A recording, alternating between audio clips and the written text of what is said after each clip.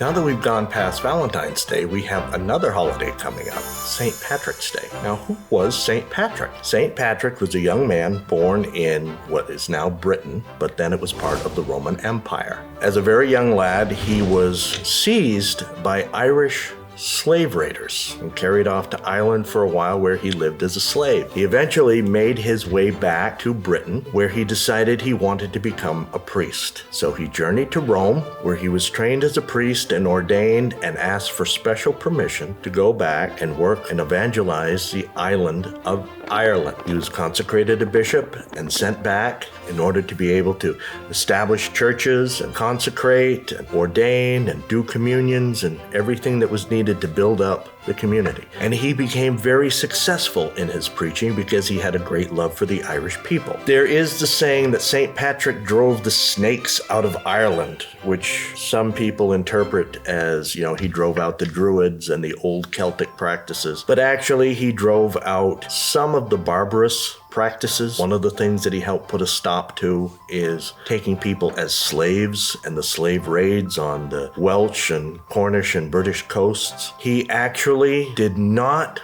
lead to the suppression of Celtic literature and poetry. He encouraged its growth and its promotion because it was an expression of the heart and spirit of the Irish people. That revision came about pretty much in the Victorian era, where they wanted to justify how a lot of the stuff after the Synod of Whitby in the later Middle Ages suppressed a lot of the Irish practices. But for those that say he wanted to get rid of ancient Irish culture and practices and everything, remember, he established St. Bridget of Kildare and her convent and kept the sacred fire going there, which had originally been tended by the Druid priestesses. And it was the abbess of that convent who had to invest the new bishops in Ireland in order for them to be considered canonically consecrated and be able to take their positions.